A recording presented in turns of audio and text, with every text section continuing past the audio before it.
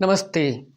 आप में से बहुत लोगों ने मुझसे पूछा है कैसे आप भी विदेशी भाषा सीख सकते हैं। क्या विदेशी भाषा सीखना मुश्किल है? क्या इससे बहुत खर्चा आता है? क्या समय बहुत लगता है? और भी बहुत सारे आपके सवाल थे।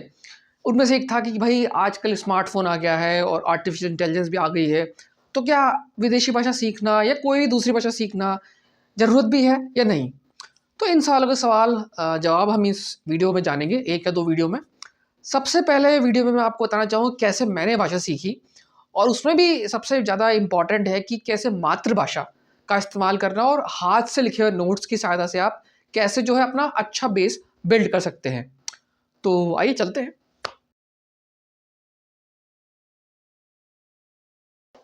सबसे पहला है सबसे पहला है जब अगर आपको किसी भाषा के शब्दों को नहीं पढ़ना है, आपको सिर्फ़ उसका बेसिक सीखना है, तो उसमें आप क्या कर सकते हैं जैसे कि आपने फ्रेंच पढ़ना शुरू किया।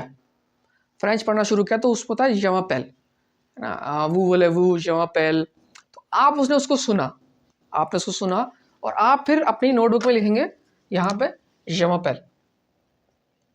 मेरी राइटिंग थोड़ी ख़राब है। je m'appelle अंकित, इसका मतलब होता है मेरा नाम अंकित है ना? आपने सुना है, ठीक है? आपको अभी तक फ्रेंच भाषा के अल्फ़ाबेट्स जानने की ज़रूरत नहीं है, आप सिर्फ सुन रहे हैं कि भाई फ्रेंच भाषा में कैसे बोलते हैं कि मेरा नाम क्या है। उसमें अगर je suis आन दिया, आप ऐसे लिखेंगे je suis, माफ़ कीजिए, आन दिया, ठीक है? तो मैं भारत से हूँ, ये हो गया je suis आन दिया।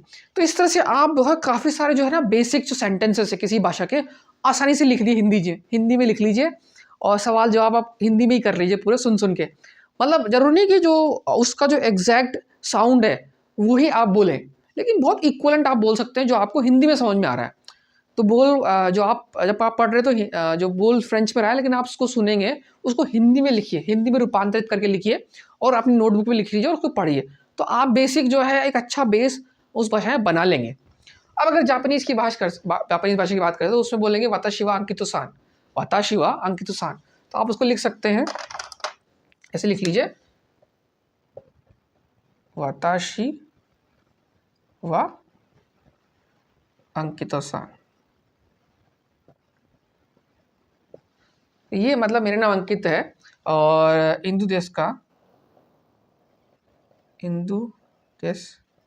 का मतलब मैं भारत देश से हूँ ना। तो इस तरह से ये तो सिर्फ उदाहरण है। आप जो बेसिक है और भी पढ़ेंगे तो आप जो है सारी जो है जापानी में सुनिए, उसको हिंदी में रूपांतरित करके लिखिए।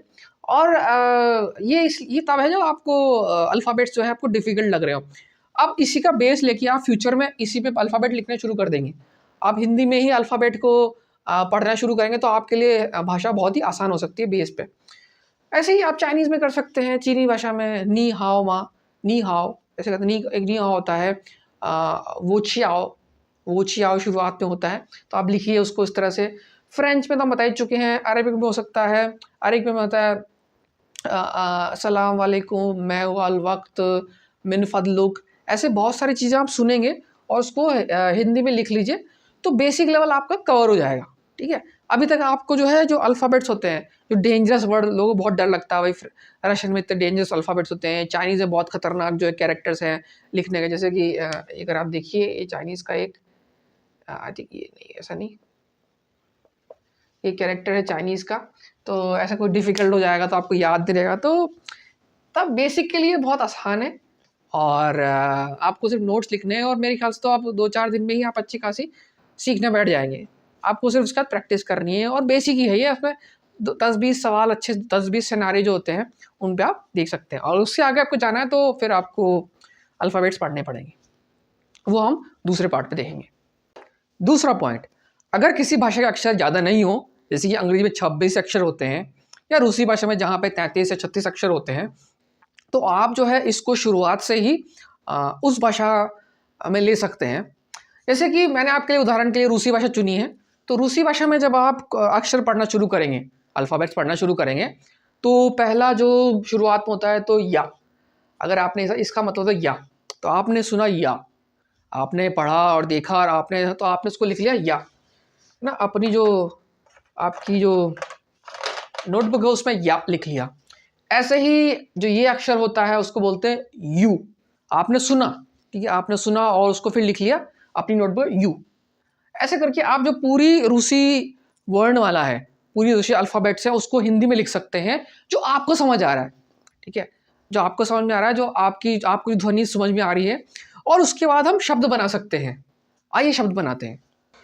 तो ये देखिए, ये एक शब्द है जो मैंने यहीं से लिया है। ये जो पहला शब्द है, तो ये हो गया आपका या, ठीक है, ये हो गया आपका न, ये हो गया आपका ड या द, ये हो गया आपका ए, ये हो गया आपका, ये क्या सा। तो इसको एक साथ पढ़ेंगे आप, देखो यांडेक्स। यांडेक्स जो है गूगल की तरह रूस में एक सर्च इंजन है, तो यांडेक्स हो गया। तो कहने का मतलब ये है कि जब आपने सारे शब्दों को हिंदी में पढ़ लिया है, तो आप दोबारा पढ़ना शुरू करेंगे रूसी भाषा, तो आपके लिए बहुत आसान हो जाएगा, बहुत आसान हो जाएगा। और आप जो है, ये तो आपके अलग अलग अक्षर पढ़ें, लेकिन जब शब्द पढ़ेंगे तो आप जो है शब्दों में दो जो ध्वनियाँ हैं उनको एक साथ मिला के पढ़ेंगे, तो आपके लिए चीज़ें आसान होती जाएगी। और जो आपको वर्णमाला, वोकैबुलरी, शब्द नए नए मिलेंगे, तो आप नए नए शब्द भी अच्छे से पकड़ पाएंगे। इसको जो हम आगे है, जो ग्रामर होती है रूसी भाषा की, व्याकरण, उससे भी रिलेट कर सकते हैं कि जो रूसी व्याकरण होती है वो संस्कृत से काफ़ी मिलती जुलती है। हालांकि इस वीडियो में उसके बारे में बात नहीं करेंगे, लेकिन कहने का तात्पर्य यह है कि आप जो है जो वर्णमाला के शब्दों को हिंदी में सुनिए। आपने हिंदी में ना, आपने सुना, उसको हिंदी में लिखिए, हिंदी अपने हिसाब से लिखिए जो आपको समझ में आ रहा है, आपकी मातृभाषा में जो समझ में आ रहा है, देखिए उस तरह से सब पूरी वर्णमाला को लिखिए। और उसके बाद जो है आगे जो शब्द बनेंगे, दो अक्षरों को मिला के, दो अल्फ़ाबेट्स को मिला के जो लेटर, पूरा जो वर्ड बनता है, उसमें फिर उसको आप अपनाइए, उसको अप्लाई कीजिए और फिर पढ़ना शुरू कीजिए। तो आपके जो है ना बेसिक बहुत आसान हो जाएगा। उसके बाद फिर आप नए नए शब्द सीख सकते हैं, और जो उच्चारण है आपका, प्रोनाउंसिएशन उस भाषा में बहुत ही आसान हो जाएगा। आप अपना उच्चारण क्रॉस वेरीफाई कर सकते हैं, मतलब बोल के, आप रिकॉर्ड करके, या किसी से मतलब आप खुद पढ़ के लिखिए या बोलिए, और उसके बाद देखिए जो ऑफिशियल आप जो एक्चुअल जो उसका उच्चारण है, प्रोनाउंसिएशन है, वो कैसा है, तो आप उस तरह से काफ़ी इजीली सीख जाएंगे। तो मैंने यही किया, और इससे रूसी भाषा मेरे लिए बहुत ही आसान होगी, बहुत आसान होगी। हाँ, थोड़ी बहुत गलती होती है उच्चारण में, लेकिन आपके लिए शुरुआत, जो आपका नींव है, बेस है, बहुत ही मजबूत हो जाएगा, और फिर आप शब्दों को आसानी से पढ़ने लग जाएंगे। ये तो एक उदाहरण है, मैं और भी ऐसे बहुत से उदाहरण दे सकता हूँ, तो ये आसान हो जाएगा। और अगर आप चाहें तो हिंदी व्याकरण से रूसी व्याकरण समझ सकते हैं, तो उससे आपका जो लेवल है और अच्छा बढ़ता जाएगा। तो आप बहुत जल्दी जो रूसी भाषा में आसानी से सीख जाएंगे, और उसके बाद तो फिर आपको अभ्यास करना पड़ेगा। लेकिन ये जो तरीका है मैंने अपनाया है, तो ये मैंने रूसी का एग्जाम्पल दिया है, और भी भाषा में आप इसको अप्लाई कर सकते हैं, जापानी भाषा में, चीनी भाषा में, और अरबिक भाषा में, बहुतों में अप्लाई कर सकते हैं। इसकी मतलब आप सुनिए अक्षरों को, और जो अपनी भाषा में जो आपको समझ आ रहा है उसको लिखिए, और उसी तरह से आप आगे बढ़िए, अपना बेस मजबूत बनाइए, और लिखिए। फ़ोन में मत टाइप कीजिए, लिखिए उसको ऑन पेपर, और उसको बार बार पढ़िए अच्छे से, लिखते जागते, सोते जागते पढ़िए और समझिए, तो आपके लिए बहुत आसान हो जाएगी भाषा। और अगले वीडियो में मैं बताऊंगा कि कैसे आप जो है, जो प्रोसेस होती है भाषा सीखने की, वो जो मैंने यूज़ की है, जो आपके लिए आ सकती है, तो उसको हम अगले वीडियो में देखेंगे। वीडियो देखने के लिए बहुत बहुत धन्यवाद। अगर आपको ये वीडियो पसंद आया तो दूसरे के साथ शेयर कीजिए, और अगले वीडियो में हम बात करेंगे कि सबसे आसान तरीके से आप भाषा कैसे सीख सकते हैं, और उसके बाद हम कुछ जो कंफ्यूजिंग क्वेश्चंस हैं, जैसे मैंने बताया था, उनका भी मैं जवाब देने की कोशिश करूँगा। तो अगली वीडियो तक के लिए नमस्ते।